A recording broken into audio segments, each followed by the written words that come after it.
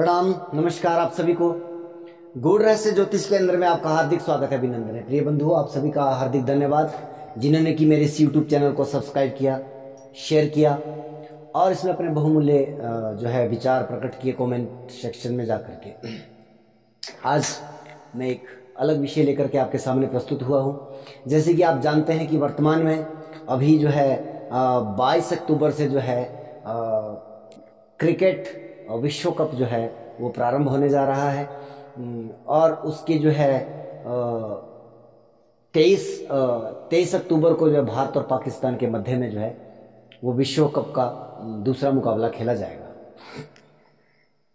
और यहाँ पर हम आज चर्चा करेंगे कि भारत और पाकिस्तान में से किस देश का पलड़ा भारी है, कौन सा देश जो है इस मैच को जीतने वाला है। देखिए, हम अंत तक जाएंगे। मैं पूरा, अगर आप लोगों ने पूरा मुझे सहयोग दिया और मैं हर मैच को जो है वो आपके सामने प्रेडिक्ट करके करने का प्रयास करूंगा। हालांकि ये मैं प्रयोग के तौर पर आपके सामने प्रस्तुत कर रहा हूँ। यहाँ पर आप लोगों का मुझे सहयोग चाहिए।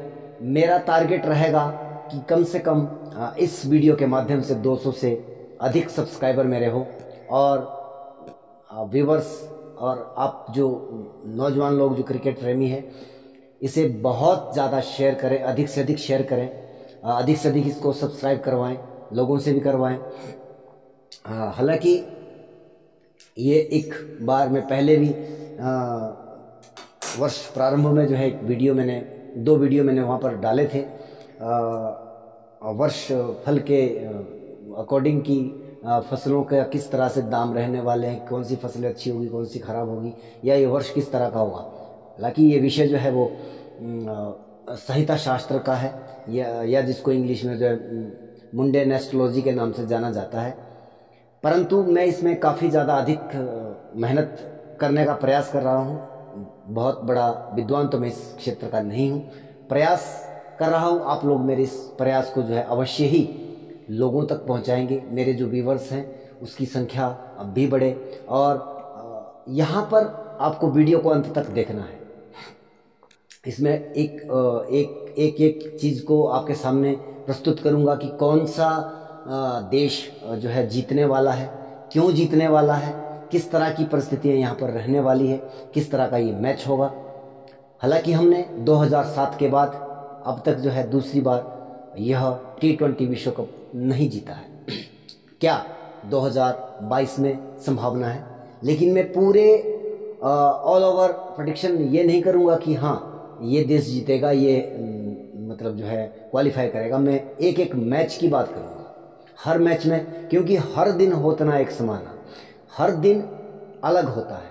जैसे कि 23 अक्टूबर भारतीय समय के अनुसार ये 1:30 बजे प्रारंभ होगा, लेकिन ये मैच मेलबर्न में खेला जा रहा है, ऑस्ट्रेलिया के मैदान पर, और वहाँ पर जो समय रहेगा वो लगभग 7 बजे, इनके 6:59 आप 7 बजे का मान लीजिए। तो ये सारा डाटा मैंने इस पर बहुत प्रयास और बहुत डाटा इकट्ठा किया। 3 से 4 दिन मुझे इस डाटा को कलेक्ट करने में लगे। मैंने पिछले 1983 में हमने विश्व कप जीता था 60 ओवर का, 2007 में हमने 20 ओवर का मैच जीता था, वर्ल्ड कप जीता था, 2011 में हमने 50 ओवर का विश्व कप जीता था। और वो सारा डाटा कैलकुलेट करने के बाद ही मैं एक नतीजे तक पहुंचा हूं। और इसमें मेरा विशेष सहयोग दिया है यूपी के शाहजहांपुर जिला के एक बहुत बड़े अच्छे विद्वान जो है, उनका नाम है श्री चंद्र मोहन शुक्ला जी। मैं उनका भी इस वीडियो के माध्यम से धन्यवाद करूंगा। उन्होंने मुझे हम लगभग 3 दिनों से लगातार जो है एक दूसरे से वार्तालाप किए, उनका मैंने व्यू लिया अंतोगत्वा। हालांकि उनके देखने का एक अलग तरीका है और उन्होंने भी जो मुझे रिजल्ट बताया या मेरे हिसाब से भी जो निकल के आया है, देखिए अंतर्यामी तो मैं भी नहीं हूँ, लेकिन वहाँ का समय जोन लेकर के यहाँ का विश्लेषण, क्योंकि जनता तो भारत की ही खुश होगी अगर हम जीतते हैं, या पाकिस्तान की, तो इसी वेव में हमने प्रयास किया। तो सबसे पहले बात नज़र डालते हैं भारत की कुंडली पर। भारत जो है 1947 15 अगस्त 1947 को जो है आज़ाद हुआ। रात के 12 बजे का जो है वो वृषभ लगन उदित हो रहा था और वहीं पर जो है राहु लगनस्थ है। मंगल आपका ये जो लाल रंग में है ये गोचर के ग्रह हैं, ब्लैक में जो है वो उस लगन चार्ट के हैं जो उस समय में लगन हमने बनाकर तैयार किया। भारत के 5 ग्रह जो है तीसरे भाव में है, वहां पर आपके बुध है, सूर्य है, शुक्र है, चंद्र है, शनि है। एक एक विधा को मैंने प्रेडिक्ट करने का प्रयास किया है और यहाँ पर गुरु आपके 6ठे भाव में है, केतु देव आपके जो है 7वें भाव में है। भारत वर्ष की कुंडली में रात के ठीक 12 बजे का जो समय निकल के आया और इसका नक्षत्र है पुष्य। और यहीं पर पाकिस्तान की कुंडली मैंने बनाई है। पाकिस्तान की जो गणना होती है 14 अगस्त 1947 रात 12 बजे, तो वृषभ लगन तो उनका भी उदित हो रहा है। लेकिन यहाँ पर सिर्फ एक ग्रह का परिवर्तन है और देखिए आप अंदाजा लगा लीजिए कि कितना बड़ा अंतर आ जाता है। यहाँ पर चंद्रमा जबकि भारत की कुंडली में कर्क लगन का स्वराशिगत है, वहीं पर चंद्रमा जो है मंगल के साथ ही दूसरे भाव में मिथुन राशि में विद्यमान है और बाकी ग्रह सेम प्लेसमेंट है, उसमें कोई विशेष अंतर नहीं है। अंतर कहाँ पे आएगा आपको उसके बारे में भी डिटेल, वीडियो लंबा होने वाला है, आप अंत तक अवश्य जाएं, अंत तक आप देखेंगे। पहले कारणों को समझते हैं फिर नतीजे पर आते हैं। अब इसमें अंतर कहाँ पे आया? सबसे पहले तो हम दशाओं में अंतर देखते हैं, क्योंकि उनका आर्द्रा नक्षत्र है, हमारा पुष्य नक्षत्र है। तो अब जो वर्तमान में जो दशा चल रही है वह भारत की चल रही है चंद्रमा के अंतर में बुध, यानी कि विषुवंतरी महादशा की मैं बात कर रहा हूँ। महादशा चल रही है चंद्रमा की और अंतर में बुध। और वहीं पाकिस्तान की जो दशा चल रही है वो चल रही है शुक्र के अंतर में शनि। अभी पहले देखते हैं पलड़ा किस का भारी है, लगन कुंडली को हम पहले देखेंगे, उसके बाद हम योगिनी दशा पर जाएंगे, उसके बाद हम गोचर पर जाएंगे और गोचर के बाद जो है हम जो है वो आपके कोट चक्कर पर हम इसको प्रिडिक्ट करने का प्रयास करेंगे, क्योंकि इसके लिए सबसे बढ़िया जो मेथड है वो कोट चक्कर है। अब हम जानते हैं कि भारत की चंद्रमा के अंतर में बुध की दशा चल रही है, तो यहां पर सामान्य सी स्थिति आप मान के चलिए। चंद्रमा हालांकि स्वराशिगत है, उसमें कोई संदेह नहीं है, चंद्रमा स्वराशिगत है, बलवत अवस्था में है। बुध का अंतर है, बुध भी जो है वो साथ में बैठा है, तो इसको हम कहते हैं समसप्तक की दशा। अब यहां पर इतना ज्यादा अंतर नहीं है, क्योंकि अभी एशिया कप फिनिश हुआ है, तो वहां पर हमारा मुकाबले का संबंध रहा है। एक मैच हम जीते, एक मैच जो है वह पाकिस्तान जीता।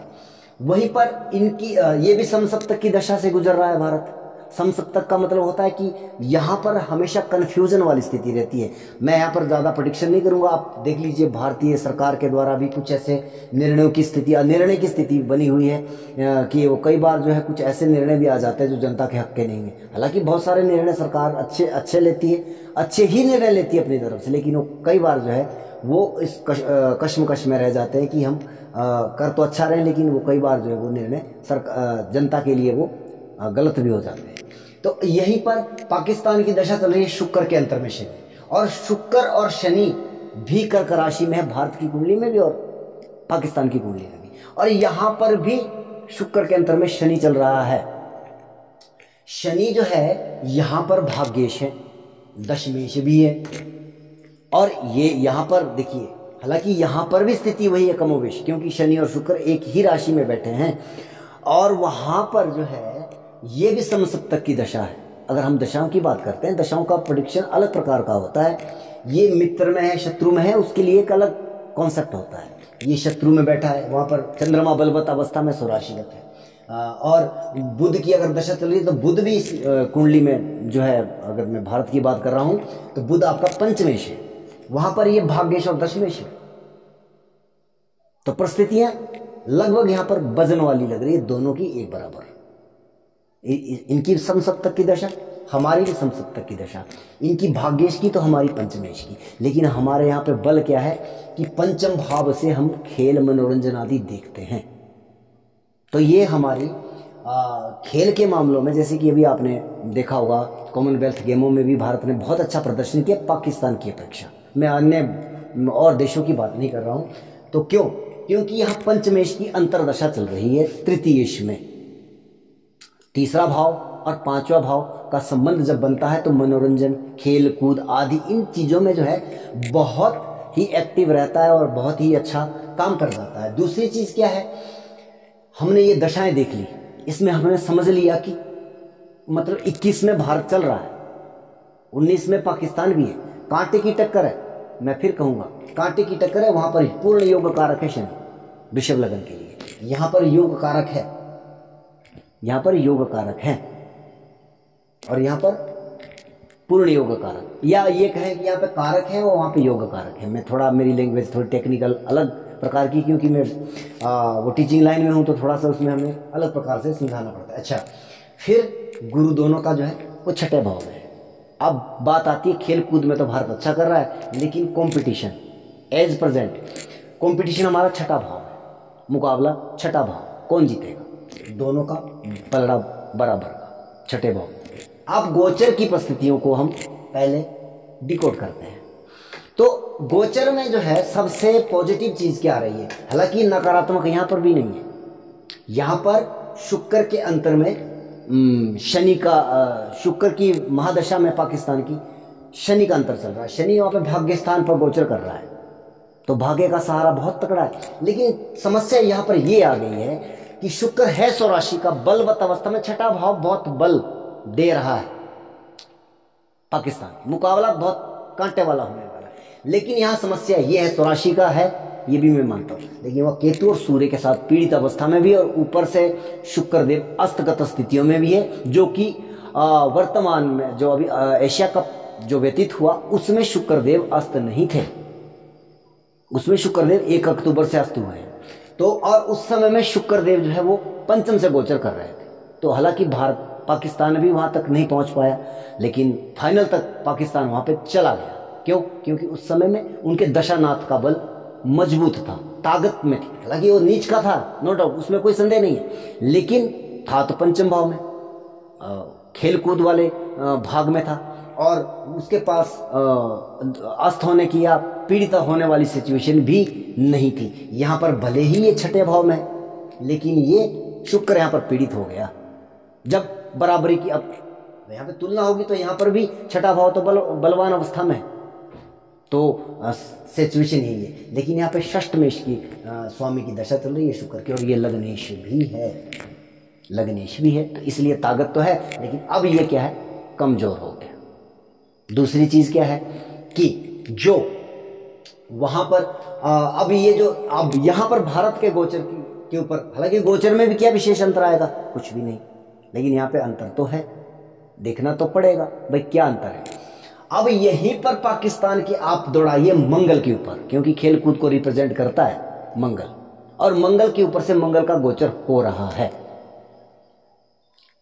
वहीं भारत का भी मंगल के ऊपर से मंगल गुजर रहा है, पलड़ा यहाँ पर भी भारी। लेकिन यहाँ पर एक और प्लस पॉइंट क्या है, माइनस पॉइंट सॉरी, कि मंगल यहाँ पर चंद्रमा के ऊपर से भी गोचर कर रहा है। वहीं भारत का चंद्रमा जो है वो तीसरे भाव में है, पाकिस्तान का दूसरे भाव में है। वहां पर मंगल जो है वो चंद्रमा के ऊपर से भी क्रॉस हो रहा है। तो चंद्रमा के ऊपर से जब कोई भी क्रूर ग्रह गुजरता है तो ऐसे समय में आप जो है एक अनिर्णय की स्थिति में आते हो, आप एक अच्छा निर्णय नहीं ले पाते हो।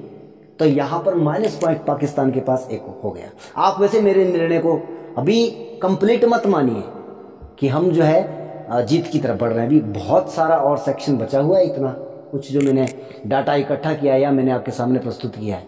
तो मेरी मेहनत के ऊपर आप थोड़ा सा तरस जरूर खाएंगे, इस वीडियो को दौड़ाएंगे, बहुत दौड़ाएंगे, मुझे उम्मीद है। अब मैं आगे बढ़ता हूँ।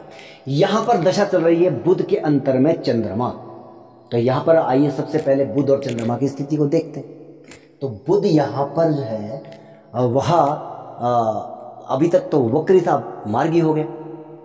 तो यहाँ पर बुध की स्थिति 23 अक्टूबर को वह ना तो अस्त है और चंद्रमा और बुध दोनों जो है पंचम भाव से गोचर कर रहे हैं, और बुध यहाँ पर उच्चस्थ स्थिति में भी है और गुरु की दृष्टि भी उसके ऊपर आ रही है। एक पॉजिटिव पॉइंट क्या है, और दूसरा जो पॉजिटिव पॉइंट क्या है कि आपके देखिए इवेंट गिविंग जो दृष्टियां होती है वो गुरु और शनि की होती है, गोचर अगर हम प्रेडिक्ट कर रहे हैं तो। अब यहाँ पर जो गुरु भी आपके दशानाथ को, लगन चार्ट के दशानाथ को और अंतर दशानाथ दोनों के ऊपर गुरु की शुभ दृष्टि पड़ रही है, हालांकि वक्री है, बलवत अवस्था में देख रहा है। शनि यहाँ पर भाग्येश है, योग कारक है, और वहां उसकी दृष्टि भी आपके तीसरे भाव पर यानी कि दशानाथ और अंतर दशानाथ के ऊपर आ रही है। एक्शन दिखा रहा है, तीसरा भाव दिखा रहा है, बल दिखा रहा है। हालांकि उसके तीसरे भाव में वही स्थिति है, लेकिन वहां उसके दशानाथ अंतर दशानाथ पर भी गुरु और अंतर सिमिलर सिचुएशन आ रही है।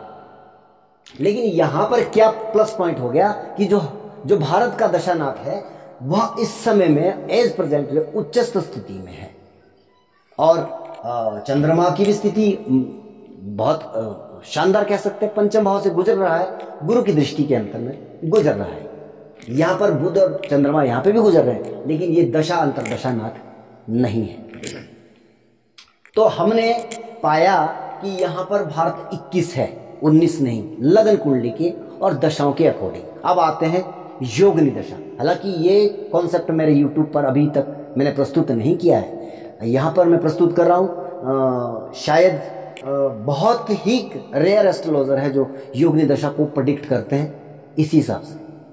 जैसे कि कुछ लोग जो है शनि, सूर्य, राहु, केतु उनके कारकों के हिसाब से दशाएं देखते हैं कि शनि की बुरी दशा होती है, गुरु की अच्छी होती है। ऐसा नहीं होता है। यहाँ पर भी ऐसी ही गलती करते हैं योगिनी दशा में कि संकटा खराब होती है, सिद्धा बहुत बढ़िया होती है। ऐसा नहीं है। यहाँ पर जो मेथड है दशा का देखने का वह तरीका, लेकिन यहां पर भी भारत और पाकिस्तान की सिमिलरिटी आ रही है। क्यों? क्योंकि पाकिस्तान की इस समय में जो धान्या की दशा चल रही है, जो मैच के समय की बात कर रहा हूं मैं, तो और धान्या का राउंड नंबर 3, यानी कि उस समय में नक्षत्र शतभिषा में यह दशा आएगी, राहु इसका नक्षत्र लोड होगा, और यहां पर लगन भी बन रहा है कुंभ, और राहु जो है वो चतुर्थ भाव में है। मतलब ये जो योगिनी दशा के लगन कुंडली बनी है। अब मैं इसका तरीका यहाँ पर नहीं समझा सकता हूँ, वीडियो बहुत लंबा हो जाएगा, आप इसको सामान्य तौर पर समझने का प्रयास करेंगे। और लग्नेश छठे भाव में, अब लग्नेश जहाँ पे जाता है वहाँ का बल होता है डेफिनेटली, लेकिन सिमिलरिटी क्या आ जाएगी, यहाँ पर भी भ्रामरी की दशा चल रही है, और इसका जो है पूर्वा भाद्रपद नक्षत्र बनता है, तीसरा राउंड भ्रामरी का भी है भारत के लिए। तो यहाँ पर भी लगन जो है वो कुंभ का बन रहा है, सेम सिचुएशन आ जाती है। यहाँ पर कोई फर्क नहीं आ रहा है। फर्क कहाँ पे आया जब हम बात करेंगे, क्योंकि इनका जो नक्षत्र लॉर्ड है वो राहु बनता है, वो चतुर्थ भाव में संचार कर रहा है, और यहाँ पर नक्षत्र लॉर्ड जो है गुरु बनता है, जो कि भाग्य स्थान पर भारत के जो है वो कुंडली में विराजित हैं, शुभ ग्रह। और यहाँ पर जो है अंतर फिर थोड़ा सा क्या आ जाता है कि यहाँ पर तीसरे भाव में मंगल और चंद्रमा है, मंगल और चंद्रमा है, और यहाँ पर केवल मंगल बैठा है, क्षमा कीजिएगा पंचम भाव, यहाँ पर केवल मंगल बैठा है। तो यहाँ पर जो है गुरु, यहाँ पर भी हमने जो है, मैं आपको इसको डिटेलिंग में नहीं समझा सकता क्योंकि ये विषय बहुत लंबा हो जाएगा। तो हमने यहाँ पर भी नंबर दिया 21 भारत को, 19 पाकिस्तान। अब आते हैं हम मेन पॉइंट पर, रिजल्ट क्या है। अभी तक हमने 19-21 का आंकड़ा तय किया है। फासला कहाँ पे बढ़ेगा, ये है आपका कोट चक्र, गोचर को देखने का एक मेथड, प्रिंसिपल, और ये बहुत अच्छा वर्क करता है। हालांकि मेरे YouTube चैनल पर इससे संबंधित अभी तक कोई वीडियो बना नहीं है। तो ये कोट चक्र जो है, इसमें हम देखेंगे जो जो ये मध्य भाग होता है या ये जो है इसको ये जो है कोट का मर्म स्थान है। यहां पर अगर पापी ग्रहों का प्रभाव होता है तो यानी कि कोट भंग किला, इसको जो है किला भी कहते हैं, या जैसे किला भंग हो जाता है। जैसे राजा लोग जो है वो किले में रहते थे, महलों में रहते थे, तो वहाँ पर एक उनका जो है वो स्ट्रक्चर बनता था, सुरक्षा चक्र जिसको बोलते हैं, उसका भेदन हो रहा है या कि नहीं हो रहा है। तो यहाँ पर भी मैं इस विषय को भी मैं आपको समझाने का प्रयास नहीं करूंगा, लेकिन मैं यहाँ पे आपको बतलाने का प्रयास कर रहा हूँ कि कोट पाल और कोट चक्र दो सब्जेक्ट इसमें होते हैं। तीसरा क्या होता है कि शुभ ग्रह अशुभ ग्रह नैसर्गिक, यहाँ पर केवल नैसर्गिक ग्रहों की बात होगी। तो ये भारत का कोट चक्र है और भारत का कोट चक्र भारत का पुष्य नक्षत्र है, तो उसका कोट स्वामी जो बनता है वो बनता है चंद्रमा और कोटपाल बनता है राहु। और कोटपाल का मतलब, पाल का मतलब होता है क्षेत्र द्वारपाल, या वो दरवाजे पर होना चाहिए, और कोट स्वामी जो है वो किले के अंदर होना चाहिए, खास करके मर्म स्थान पर होना चाहिए, मध्य में तो होना ही चाहिए। तो यहाँ पर स्थितियां क्या बन रही है कि शनि जो है वह लगभग कोट के आसपास है और मार्गी और अवस्था में भी है, तो ये कोट के अंदर प्रवेश कर रहा है, थोड़ा सा यहाँ पर दिक्कत है। अब यहाँ पर केतु जो है वो बाहर है, केतु भी एक पापी ग्रह है, ये बिल्कुल कोट से बाहर है, एक पॉजिटिव पॉइंट है। राहु भी लगभग आप ये मान के चलिए कि वो जो मतलब कोट का जो मिड है उसको लगभग छोड़ रहा है, क्योंकि राहु जो है वो वक्री है, केतु भी वक्री है, तो ये वक्री जो पीछे को हटेंगे इनके 2 से 1 पर आएगा। तो इसका मतलब क्या है कि राहु केतु इंडिकेशन दे रहे हैं कि आपका कोट सुरक्षित है। कोटपाल बाहर है और ये कोटपाल भी है राहु, तो ये बाहर जहां पहरा देना चाहिए पाल को वहां के आसपास ही आप इसको मान के चलिए। और कोट स्वामी जो लगभग राहु और कोटपाल और कोट स्वामी लगभग एक खाने में आ रहे हैं, मध्य में आ रहे हैं। तो यहां पर हम इसको पॉजिटिव पॉइंट क्यों देंगे, क्योंकि चंद्रमा जो है वो बाहर, चंद्रमा भी यहाँ पर थोड़ा बाहर की तरफ जा रहा है और राहु भी यहाँ पर बाहर की तरफ जा रहा है, आउटर इनर सिस्टम से। और यहां पर सूर्य बाहर है, लेकिन यहां पर 2 शुभ ग्रह भी बाहर पड़े हैं, बुध और शुक्र। तो ये हालांकि अभी तक ये और विषय में हम इसको लेकर के चलें तो भारत के लिए वर्तमान जो समय वो बहुत बढ़िया तो नहीं कहा जा सकता। दूसरे एंगल से हम सोचने का प्रयास करते तो मंगल भी लगभग मिड के अंदर है, आसपास है, मर्म स्थान पर है, या उससे पहले जो मध्य भाग है उसमें जो है वो संचार कर रहा है। गुरु भी लगभग बाहर है, तो यहां पर अंदर शुभ ग्रहों का प्रभाव भी नहीं है और अशुभ ग्रहों का प्रभाव भी नहीं है, सब कोट से बाहर मर्म स्थान पर केवल एक शनिदेव जो है वो गोचर कर रहे हैं। तो ये थोड़ा सा पॉइंट नकारात्मक है, कोट भंग हो रहा है भारत का भी। अब बात करते हैं पाकिस्तान के कोट की क्या स्थिति है, क्योंकि मुकाबला पाकिस्तान के साथ है, तो हम कंपैरिजन में आएंगे तो क्या वहां पर भी ये पॉइंट बनता है कि नहीं बनता है। तो यहाँ पर अभी तक भारत का पलड़ा थोड़ा कमजोर होता हुआ दिखाई दे रहा है, लेकिन मुकाबला देखते हैं। अब इसका पाकिस्तान का जो नक्षत्र बनता है वो आर्द्रा नक्षत्र बनता है। अभी मैं वो बात भी बताऊंगा जो श्री चंद्रमोहन शुक्ला जी ने मुझे बताई है, उसके ऊपर भी हम बात करेंगे। तो इनका जो कोट चक्र है वो इस प्रकार से आपके सामने है, आप इसको थोड़ा सा ध्यान देंगे। और यहाँ पर कोटपाल जो है इनका बुध बनता है और कोट स्वामी इनका शुक्र बनता है, ये दोनों के दोनों बाहर पड़े और ये दोनों शुभ प्लेनेट भी है। तो अगर कोटपाल की दृष्टिकोण से देखा जाए तो बुध जो है लगभग ठीक है, लेकिन यहाँ पर कोट स्वामी भी आ गए, तो यहाँ पर दिक्कत तो है। तो इनकी और ये लगभग जो है मिड के आसपास है, आउटर में नहीं। सूर्य यहाँ पर आउटर में प्लस पर, हालांकि वो भारत के क्षमा कीजिएगा, सूर्य बुध और शुक्र जो है वो तीनों ही आउटर पर है, तीनों ही आउटर पर है, कोटपाल कोट स्वामी और सूर्य, ये तीनों ही आउटर पर है। तो इसमें बाकी तो सब कुछ अच्छा है, अगर बुध अंदर होता तो पलड़ा बहुत भारी होता, लेकिन केतु यहाँ पे थोड़ा भारत की अपेक्षा देखा जाए, भारत का केतु आउटर पर है, लेकिन यहाँ पर केतु एक पॉइंट अंदर है, लगभग मध्य के आसपास। हालांकि ये भी बकरी होता है, बाहर जाएगा 15 से 14 की तरफ बढ़ेगा, तो यहां पर लगभग लगभग एक नेगेटिव पॉइंट यहां पर आ रहा है पाकिस्तान का भी। दूसरी चीज क्या है, यहां पर ज्यादा नकारात्मक क्या चीजें पाकिस्तान के कोर्ट के अंदर दिखाई दे रही है कि आपका राहु बिल्कुल ही वो जो है मरम स्थान पर है, कोर्ट के बिल्कुल भीतर वाले भाग में, जबकि भारत का राहु बाहर है, मध्य में है, शनि लगभग कोर्ट के अंदर है लगभग, लेकिन यहां पर शनि और राहु दोनों ही कोर्ट के अंदर हैं, बिल्कुल मरम स्थान पर। और यहां पर मंगल थोड़ा सा भारत की अपेक्षाकृत थोड़ा सा बाहर है।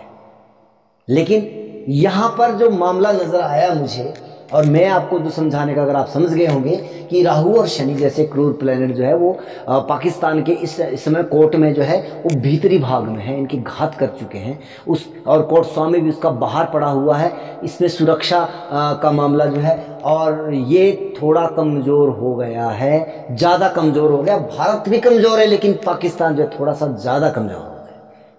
तो यहां पर भी 19 से 21 का मामला आ गया। देखिए यहां पर मेरा देश प्रेम तो ये बोलता है कि भारत जीते, परंतु समस्या क्या है कि हमें यहां पर मन बड़ा करना चाहिए, मन बड़ा करना पड़ेगा निर्णय लेने की जब स्थिति आती है। लेकिन यहां पर मुझे एक बहुत खुशी प्राप्त हो रही है, भगवान ने अगर चाहा तो हम उस दिन 23 अक्टूबर को मैच जीत रहे हैं। अब बात करते हैं श्री चंद्रमोहन शुक्ला जी की कथन अनुसार, क्योंकि उन्होंने प्रश्न के कुंडली के माध्यम से इस चीज का मेरे जो उन्होंने मदद की है। उन्होंने यहाँ पर नाम राशि भारत की, पाकिस्तान की या मेलबर्न की, और रोहित शर्मा और बाबर आजम जो कप्तान है भारत पाकिस्तान के, उनके अकॉर्डिंग जो है उन्होंने मुझे जो समझाया मैं आपके सामने प्रस्तुत करता हूँ। क्योंकि अच्छा वो लाइव आ नहीं सकते, उनकी कुछ समस्याएं हैं, तो यहां पर समझने का प्रयास करते हैं। यहां पर नाम राशि की अगर हम बात करेंगे तो नाम राशि में भारत की नाम राशि आती है धनु, क्षमा कीजिएगा धनु, यहां पे मैंने टिक किया है। पाकिस्तान की आती है कन्या, और उस समय में वहां पर जो लगन उदित हो रहा है, जब ठीक मैच प्रारंभ हो रहा है तो वो हो रहा है मीन लगन। हालांकि वो सिमिलर स्थिति रहेगी, लेकिन अब ये जो कोऑर्डिनेशन मिल रहा है कि यहां से परिस्थितियां क्या निर्मित हो रही। हालांकि कन्या से शनि जो है वो पंचम में गोचर कर रहा है, अच्छा है, उसका वो पंचमेश भी है। अब यहां पर परिवर्तन कहां पे आया कि भारत के लिए क्या हो रहा है, किस सिचुएशन में आ रहा है। तो भारत के लिए सूर्य जो है वो लाभ भाव में है। आप थोड़ा ध्यान देंगे, अब गिनेंगे सूर्य की अगर हम स्थिति देखेंगे तो सूर्य आपका एकादश भाव में आता है भारत से, क्योंकि भारत की जो नाम राशि है वो धनु है। 1 2 3 4 5 6 7 8 9 10 और 11 सूर्य डेफिनेटली लाभ भाव में। अब यहीं पर अंतर क्या आ जाता है। अब हम बात करेंगे पाकिस्तान की नाम राशि जो कन्या है, वहां से सूर्य कहां पर आया है, तो दूसरे भाव में, इनके कुटुंब परिवार में प्रॉब्लमेटिक। दूसरे भाव से जब भी दूसरे भाव में सूर्य बैठता है या दूसरा भाव बहुत ज्यादा जो है वो प्रॉब्लमेटिक है। हालांकि यहाँ पे चौथे भाव की भी हम बात करते हैं कि चौथे भाव की क्या सिचुएशन है, क्योंकि वो पब्लिक का भाव है। सप्तम भाव भी, सप्तम भाव से भी, हालांकि वहां पे सप्तम में गुरु बैठा है, पाकिस्तान की नाम राशि के अकॉर्डिंग वो बहुत बेहतर है उसकी दृष्टि। लेकिन यहाँ पे दूसरा भाव जो पूरी तरह से पीड़ित अवस्था में है शुक्र, केतु और सूर्य के द्वारा, तो यहाँ पर दूसरा भाव भी पीड़ित हो गया। यहाँ पर ये सूर्य जो है लाभ भाव में आया है। इनके तृष्णा उपचय में अगर क्रूर परिस्थितियां निर्मित हो रही है या मतलब वो नकारात्मक स्थितियां दिखाई दे रही है, वो ज्यादा बेटर फायदा दे देती है। यहाँ पर जो है परिस्थिति भारत के पक्ष में दिखाई दे रही है। रोहित शर्मा और बाबर आजम, बाबर की जो राशि बनती है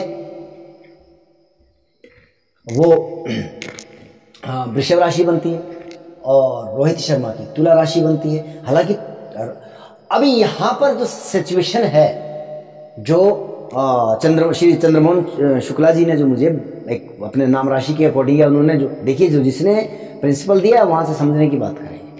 यहाँ पर जो उन्होंने निकाल करके बायोडाटा निकाल करके दिया, जो आपके मतलब की चीजें मैं कहता हूं कि यहाँ पर भारत टॉस हार रहा है, भारत टॉस हार रहा है, और उसके बावजूद भी भारत और पाकिस्तान का मैच कांटे में। कप्तान दोनों के दोनों गलत निर्णय लेंगे, और बाबर आजम भी कुछ ऐसे निर्णय लेंगे और रोहित शर्मा भी कुछ ऐसे निर्णय लेंगे, लेकिन अंत के समय में ये मैच जो है भारत जीत रहा है। उसके पीछे का कारण है कि वहां पर जो है 4 बजे तक जो है चर दशाएं जो है, चर दशाओं के अकॉर्डिंग भी हमने बात की है कि मिथुन में उस समय में कुंभ की दशा चल रही है, कुंभ की दशा मिथुन में, चर में, और उसके बाद 4 बजे के बाद वो दशा बदल रही है, गोचर की बात कर रहा हूं। तो वहां से जो है मिथुन से मीन की दशा तो दोनों के लिए सेम रहेगी, उसमें अंतर नहीं है, लेकिन किसके लिए क्या बेनिफिट देगा वो समझने वाली बात है, वो समझना है। यहां पर जो है मिथुन,